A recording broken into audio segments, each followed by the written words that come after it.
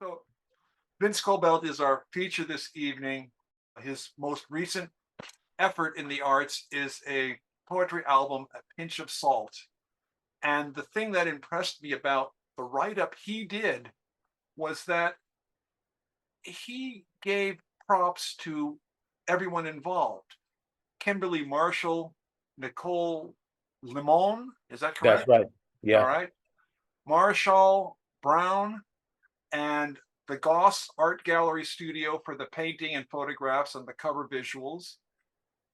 Clark Goodlow, Henry McClendon, Michael McCoy, Larissa Middleton, Russell Brown, Bink Wills, Mario Hill, and it looks like Lee Waithall? Lee Walthall from Davis. Walthall, thank you. Okay. Yeah. And then one of those people, Larissa, said of his work, she was giving thanks for your beautiful poetry that continues to create the most wonderful visions and has inspired music, friendships, much love, and everlasting joy to share. And when I say true that, as everyone in this room will soon see, you say support your local artists and you walk that walk, talk that talk, and you demonstrated it there. Great poet, great poetry, and glad, very, very glad to have you here. Thank you, Dan. And All thank right. you for keeping this going through COVID, a very traumatic period. I'm somebody that I teach to make my bread, but poetry feeds me, uh, keeps me sane. It's we go through this thing. Are you a visual learner, auditory learner, tactile learner? Well, I learned through poetry and I learned from other poets. I read what you said in the email. I learned from Gwendolyn Brooks, We Real Cool. That poem I saw as a kid on Muni in San Francisco. And so that just helps to enhance my own life, right? Okay, poems like that, and as well as others. Um, it's really a pleasure to be here because I consider myself a San Franciscan. That's where I came to know myself, okay, in San Francisco. So tonight, he said to do it in threes. So that's what I'm gonna do, with a little relief in the middle with conversations I had in a park with a yoga teacher. At the time I was really sick and I felt like there was wilts in my stomach. Like before COVID, I had to leave St. Martin. Marianne, no, my wife and I had to leave St. Martin. Our daughter got sick and the whole thing. So here we go. I'm just gonna start my poetry. Here we go. Okay, we went to the New Station Chinese restaurant to order black bean bitter melon with beef and realized that you need some bitterness in your life because it's not useful for everything to be sweet. How does it all connect? Saturdays in the park trying to extricate the piranha from my belly with yoga. Here is my yoga teacher briefly. I hate happy vibes people. I want negative vibes. You want all those negative vibes for your positive outlook charge. So this is a 9-part breathing exercise. And it's done like this. You can use the index finger to pick your nose. The thumb goes to the ring finger. There is something about that. One of the women who practices says, the fingers marry the nose. Kyle says it didn't work for him. And then the yoga teacher says, that's because you didn't pick your nose enough. A couple go-go girls, he says, no offense. A few seconds later, none taken. Life is about bitterness, dealing with bitterness, and eating bitter melon. Entirely sufficient. Rinpoche gives the talk about things being entirely sufficient, like your yogi that you have is entirely sufficient. Basically, don't wish for more than you have. Make do with what you got. Christine makes a comment about something being entirely sufficient.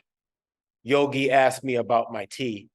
I say it's made of lemongrass, orange leaves, and green leaf. Yogi says, you put orange leaves in it? Yes, the orange leaves are very fragrant and provide an aromatic citrus flavor in the tea. Wow, that would be better than starting the class with all the coffee I drink. Next time I'll bring you a cup and that will be entirely sufficient, I say.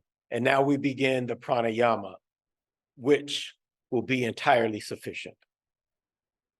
I start off my first poem, portrait. Oh, I'm gonna open with this, Aflame with Jazz, which is a big influence on me.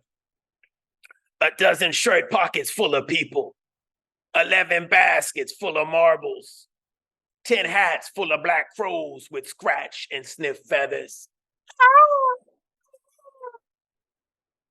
9 pints of midnight, 8 wheelbarrows full of railroad rhythm, 7 gut buckets full of blues, 6 jars full of pickled pig feet, 5 pans full of hot water cornbread, 4 teaspoons full of smiles, 3 bowls full of kosher salt, 2 hands full of kisses, and 1 shovel full of dominoes. We come battering music and cornmeal and salt and pepper. Music taken by the fingers of the ears and rubbed, then sniffed up by the nose. These notes are little sisters laughing around, giggling at each other from the jokes they tell with their eyes. Ah, they smell good. And the grandmother note, flickering like a candle lighted, sketched across the street, is the smell of sweet basil. Perfumes my nose with jazz fire, and you smell it too. Salt peanuts roasting, salt peanuts, salt peanuts. Gasoline and cigarettes, baby oil and coffee, garlic funk and toasted bread, and the drummer plays the drums like a drunk man, stumbling, fumbling. The drums tripping, slipping, but just in time he catches his feet, mumbling, stumbling something about way she smiles. Smiles she way. She smiles way.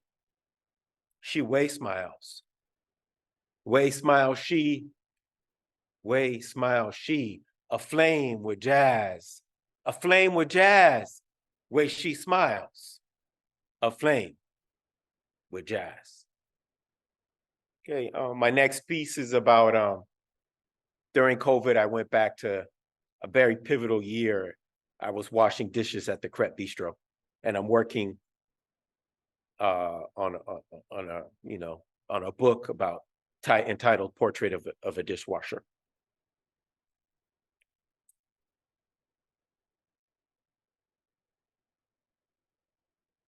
How to start the clink clank clunk of dishes.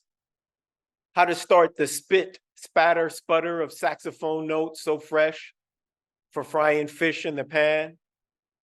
The music knick knack knocked into a radio he listens to as he starts the washing. He has to start so the bills can get paid. And so what? The what is the dishes get washed. We hear Django Reinhardt because the boss is at the counter. Yes, he's asleep again, but he's here. His family left Europe during World War II. And here he is, the owner of the Crepe Bistro French Cafe. He hires soon as his cook, a man who has left his home country of Vietnam with beef bourguignon simmering in the back. He tells the dishwasher his love stories in Vietnam, marinated in blues, marinated in Vietnamese blues. Basho, the cook, and the percussionist says, nothing like being the opening cook and watching first sunlight of day dive through the kitchen window. Mark comes in to cook or prep quiche on Soon's off days, his ponytail of red hair like a fishtail, brushing his shoulders when he twists his head.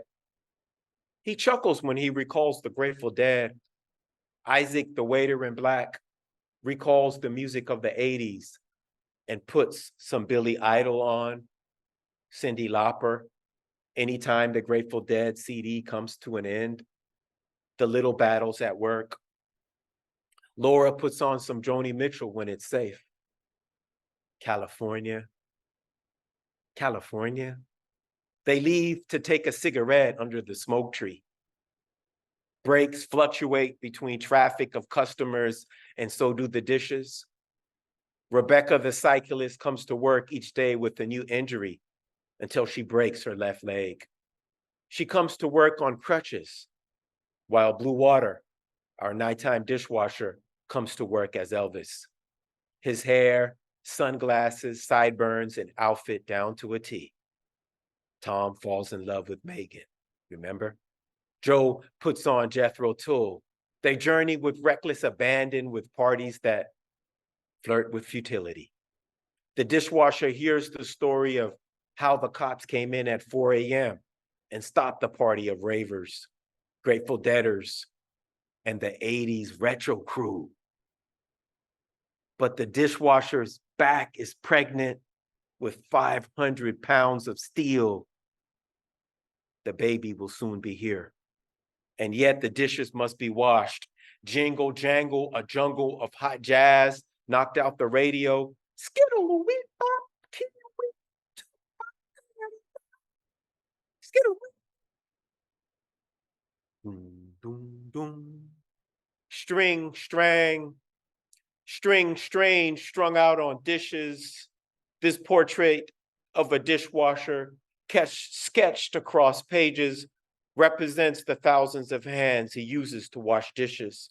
His feet painted into rivers of footsteps. His hands dove through the suds into the hot water belly of dishes, sunk into a sink like fallen ships of yore with buried treasure. The dishwasher finds the treasure when the dishes become him. He washes the dishes of his mind, the curve of a bowl, the flat of a plate, the tight spaces of a cup, the rigid sharpness of a knife, carefully, gingerly. He washes his last dish for the day, or so he thinks. His hands like a swan in flight, fingers, feathers, splashes into bubbling suds through the water, to pull the sink strainer and release the water. We hear the water draining as the dishwasher walks away to dry in the sun. Okay, and so the second one, so I'll do first one, dishwasher poem, and then the second part is called Para mis tres hermanos. And this first piece, I'm still working on it, but it's for Michael Andre Kobelt. Para mis tres hermanos. Creamy peanut butter skin, Afro sunflower smoking up roaches like a vacuum cleaner sucks golden granola off a furry brown rug. Case number 948 with HIV. Live by the needle till T cells speak. Why, oh why can't you see me? You flew through foggy blue of Bernal Heights. If your heart was Detroit, then we almost lost Detroit.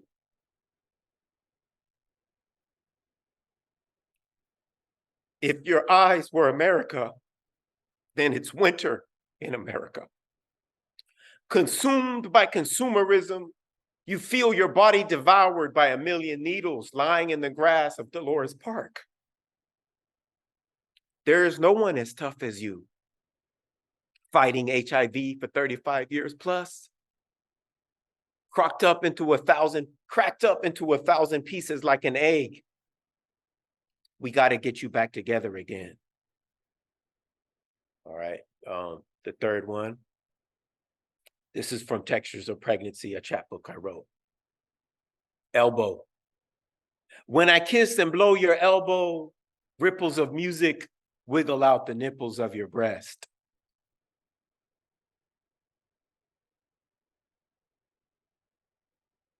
Yogi, back to the park. Students sitting in the park on another day. Rinpoche, can we do the pigeon? Pigeon. What's the best mustard? Greg Poupon. How about Dijon? Nah, Frenchie's got to be the best French mustard. Our Belgian friend Christine said, the funny thing is when the war started in Ukraine, so many of the French were complaining about a shortage of mustard. Instead of being concerned about the war starting, that they weren't enough, they were concerned more about mustard leaves to make Dijon mustard. It was so annoying. And then on to the theme of annoyance. Every Black man got to have two assholes in America, one to process all the racism and the other to process food. Dishwasher. Lightning crashed. This is annoying here. They called me to wash dishes on my off day, and there were buckets full of dishes. The buckets had mustaches, cigarettes in their mouths, and one said, well, Pilgrim, looks like you bit off more than you could chew. I guess the new guy quit, I thought to myself. Sunday is not the best day to start. The line is out the door. Everybody else is busy but you. He probably thought to himself, this is easy, knucklehead. Then the waiter asked you to help bust this table. The waitress asked you to help bust that table. And now you got dishes up the wazoo. And the dishes are a beast. Those dishes were like left hooks, right crosses, and an uppercut to the chin, and finally the inevitable body blow that sent his fanny home, putting everybody else in panic mode. As I rode my bike going south on J Street, a right going north on 5th towards the Crepe Bistro, French Cafe, in my mind, there were still echoes from last night. Lightning crashes, a new mother cries. Her placenta falls to the floor. The angel opens her eyes. I came in anyway because I needed the money, and I had my eyes on becoming a cook. Just as I walked in, they all stared. But there was no time to look back. The dishes were waiting for me, and there were 3 fondue pots. Fondue pots are punches from Jack Johnson. You have to soak them for hours just so you can have a chance at washing them. Why? The Swiss cheese coagulates to the bottom of the pot. Try to get the cheese out the bottom is like trying to get the devil out of hell. You have to fight with a Brillo pad and a scrubber. 1 is hard enough, but 3? I said to myself, I'm gonna get my Sugar Ray on, and I rolled up my sleeves and rubbed my hands. Like I said, there were still echoes of music in my head from last night.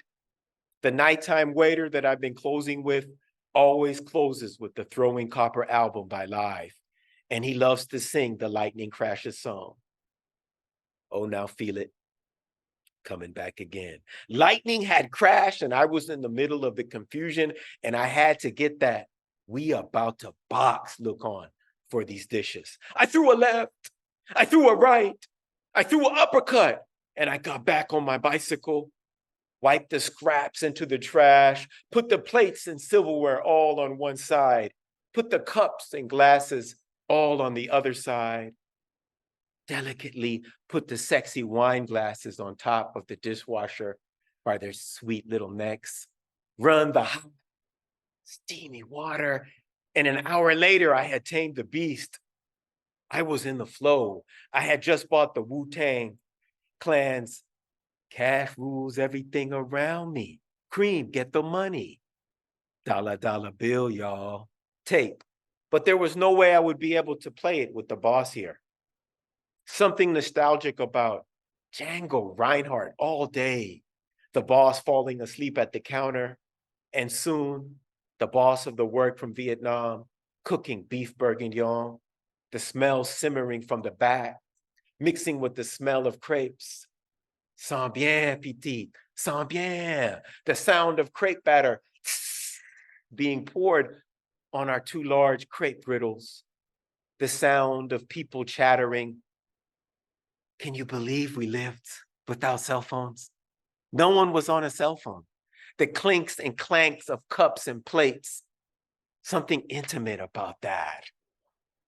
I hear music when I walk by restaurants and think about those times. And at the smoke tree, the smell of a cigarette, because Isaac always found a way to get away and take a puff. Everybody had their tapes ready, and we were all waiting for the boss to leave. I was last in the rotation, so I didn't have a chance until way later on. But I was washing dishes and I was in the flow. It felt like I was in a Shaolin temple. What do you hear? I hear the dishes, Grandfather Rinpoche. What do they tell you? A restaurant cannot function without clean dishes. Did you bring the shade and smudge yourself before you came in? Yes. And no one will give tips if the dishes are dirty. Good. You understand, my child. But there is still much to learn. I must teach you about the silver bowl during the Song dynasty and the golden spoon that thought it was a fork. Today was a good day, like Ice Cube said. My tips were fat, and in a few weeks I would be cooking. Okay, I'm gonna close out with the San Francisco poem. Where I grew up, Balmy Alley was a very dangerous place when I was a boy. But I wanted to see the murals. There was like people who would just be drunk. I had a dark night of the soul, and they'd just be laying in the street. And what I wanted to say was, it was artists. It was a group of women artists that decided to paint in Balmy Alley.